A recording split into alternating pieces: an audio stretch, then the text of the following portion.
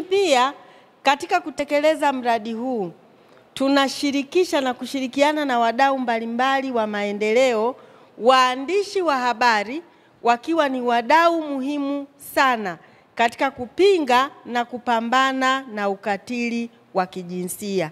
Na ndiyo maana leo mko hapa ili kwa pamoja tuweze kubadilishana uzoefu, lakini pia kujengewa uwezo juu ya namna bora ya kuripoti na kuibua matukio mbalimbali ya ukatili wa kijinsia. Kwa hiyo ninyi ni wadau muhimu sana katika kupinga na kupambana na ukatili wa kijinsia.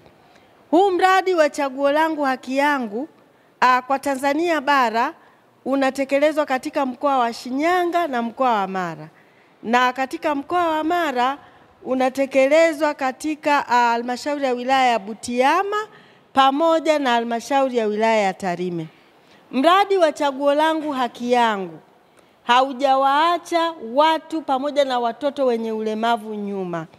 Kwa hiyo tunategemea sana waandishi wa habari, mtakapokuwa mnaripoti matukio ya ukatili wa kijinsia, ni pamoja na kuibua changamoto mbalimbali zinazowakabili watu wenye ulemavu pamoja na watoto wenye ulemavu. Chini ya mradi huu wa Chaguo Langu Haki Yangu, sisi kama mkoa wa Mara vile vile tumewezeshwa kuweza kutengeneza na kuandaa mpango mkakati wa mkoa kwa ajili ya kupinga na kupambana na ukatili wa kijinsia. Naitwa Michael Marwa, ni mkuu wa miradi kutoka shirika la Sisema, na leo tuko hapa Tarime kwa siku mbili. Tumewakutanisha waandishi wa habari kutoka mikoa mbalimbali. Waandishi wa habari hawa ni wa kipekee sana kwa sababu wengi wao ni wale ambao wanafanya kazi na jamii moja kwa moja, wanatoka kwenye redio za kijamii, lakini pia ni waandishi wa habari ambao ni maalum kwa sababu ni mabalozi, lakini pia ni waandishi wa habari ambao wanaandika habari za ukatili wa kijinsia, hususan ndoa za utotoni, ukeketaji, lakini pia ni waandishi wa habari ambao ni wabobezi katika kuandika habari ambazo zinawahusu watu wenye ulemavu. Kwa siku hizi mbili, shirika la Sisema limewakutanisha waandishi wa habari hapa Tarime kwa ajili ya kuwapa mafunzo rejea, kwa sababu tumekuwa tunawapa mafunzo mara kwa mara, na mafunzo rejea haya ni kwa ajili ya kukumbushana misingi ya kiuandishi inayozingatia haki za binadamu. Kubwa ni kuhakikisha kwamba wanavyoripoti na kuandika habari zinazohusu ukatili wa kijinsia wanazingatia misingi hiyo ambayo nimezungumza, hasa ya haki za binadamu, lakini pia kuweza kuhakikisha kwamba wanaonyesha pande zote mbili. Zaidi pia tunataka waweze kupata utaalamu kuweza kuandika habari za kijamii ambazo zinaibua matukio ya ukatili wa kijinsia na jinsi gani wananchi wanaweza wakafaidika na taaluma yao uandishi wa habari. Na tunashukuru kwa sababu shirika la UNFPA limeweza kufadhili mafunzo haya kwa muda mrefu tangia mwaka 2021, lakini pia tunashukuru kwa waandishi wa habari hawa ambao tumewakutanisha hapa kwa sababu wamekuwa mstari wa mbele na chachu kwa waandishi wengine wa habari kuonyesha ni jinsi gani wanaweza wakatumia uzoefu wao, lakini pia taaluma yao kipekee na tofauti na waandishi wengine wa habari ili kuweza kuandika habari ambazo zina taswira ya kijamii zaidi. Na hususan kwa sababu mwaka huu katika mkoa wa Mara tunafahamu kwamba ni mwaka ambao ni ukeketaji, pia tumetumia fursa hii kuweza kuwakumbusha waandishi wa habari watakapokuwa wanaripoti haya matukio, waripoti kwa jicho la yule ambaye ni mhanga wa ukeketaji, hasa wasichana na wanawake. Wakitumia jicho la mhanga moja kwa moja, inasaidia jamii kuelewa madhara, lakini pia ni wapi wanaweza kupata msaada pale ambapo wanahitaji msaada, hasa kwa mabinti ambao watatamani kukimbia au kutokukeketwa. Kwa sababu tunafahamu kwamba kuna msukumo mkubwa kwenye jamii, hasa kwa mkoa wa Mara, ambapo swala la ukeketaji lina athari kubwa sana kwa watoto wa kike na mara nyingi wanakuwa wanakosa msaada. Sasa waandishi wa habari hawa kwa kupitia mafunzo haya watapata kuweza kukumbushana ni nini kinatakiwa kifanyike, lakini mwisho wanaweza wakakuwa ni chachu ya kuelezea ni wapi ambapo watoto wanaweza kupata msaada. Naitwa Pasco Maluru, ni mwandishi wa habari kutoka mkoa wa Shinyanga. Mafunzo haya ni muhimu kwa waandishi wa habari kwa sababu yanaenda kutusaidia ama kuwa msaada kwetu kuhakikisha kwamba tunajua namna ya ukatili wa kijinsia unavyotokea. Kuna ukatili wa kijinsia mwingine inawezekana tunauona unatokea, lakini tunakuwa hatufahamu kama ule ni ukatili wa kijinsia.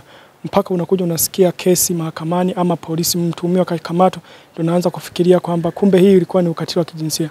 Kwa waandishi wa habari tunakutana na watu mbalimbali, tunakutana jamii tofauti tofauti ambazo ukatili wa kijinsia unatokea. Hasa ambapo sasa hivi tupo kwenye wimbi ambalo la kimitandao ya kijamii, masuala ya kupiga picha watoto, watu wenye ulemavu, mtu amesaidia tu kitu kidogo, anapiga picha, anaposti kwenye mitandao. Ule unakuwa ni udhalilishaji ambao ni ukatili ambao haupaswi kuendelea kusambazwa. Kwa sisi waandishi wa habari, mafunzo haya yanakwenda kutujengea uelewa mkubwa ambao sisi ndio jamii inatutegemea kuhakikisha kwamba Naitwa Esther Baraka, ni mwandishi wa habari, nafanya kazi na Afya Radio tupo Mwanza. Leo tumekuwa na mafunzo kukumbushana, lakini katika swali lako, eneo ambalo inabidi tufanyie kazi kama waandishi wa habari ni kuandika habari zenye matokeo. Kwa maana kwamba wakati mwingine pamoja na kwamba ni career, ila kuna namna tumekuwa tatizo kwa kufanya vitu ambavyo niseme ni unethical kwenye journalism ambayo inaenda kusaidia jamii.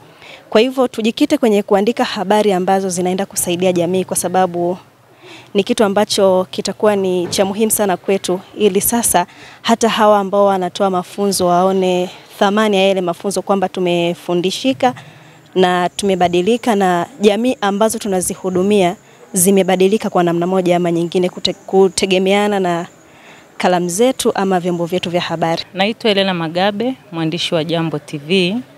Ninashukuru shirika la Sisema kwa kuja kutupa mafunzo haya waandishi wa habari.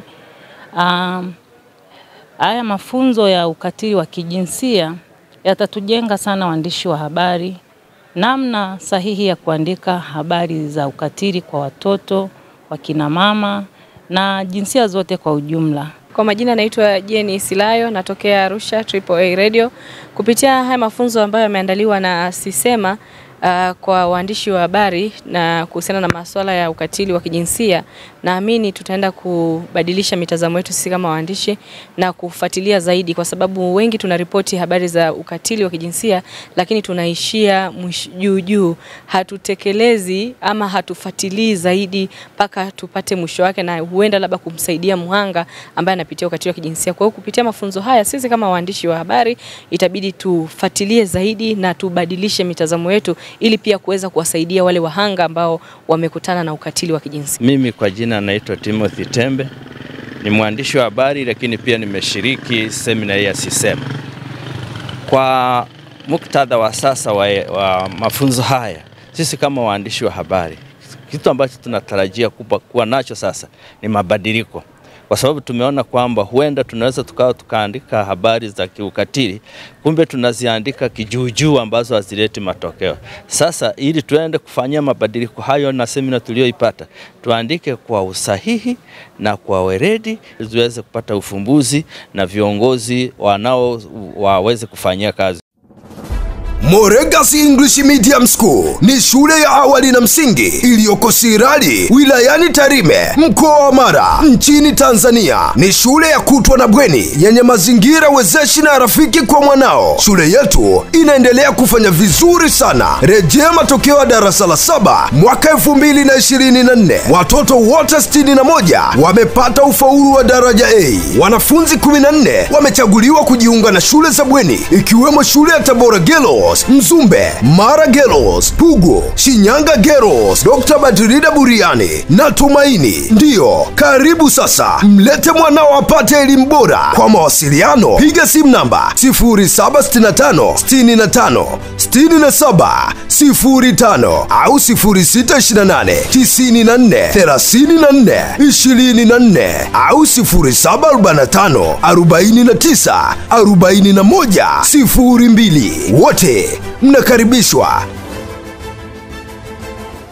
Mwera Vision Pre and Primary School inayopatikana uwanja wa ndege Rebu, jirani na chuo cha ufundi Tarime VTC, wilayani Tarime, mkoa wa Mara, nchini Tanzania. Inawatangazia nafasi za kujiunga na masomo ya darasa la awali mpaka darasa la 7 kwa kutwa na bweni. Shule inafundisha masomo ya Kifaransa na Kichina. Shule ina mkondo wa amali katika fani za kompyuta, ufundi umeme na cherehani. Wanafunzi watasoma bure, lakini pia kuna mafunzo ya Kwan Kido International International, yani CARET, kuanzia darasa la 3. Vipaumbele vyetu ni Mungu, taaluma na nidhamu. Shule inafanya vizuri katika mitihani ya kitaifa kila mwaka. Kwa mawasiliano zaidi, piga simu namba 0768 90 16 41 au 0775 90 16 41. Ada zetu ni nafuu mno na zinalipwa kwa awamu. Wote mnakaribishwa.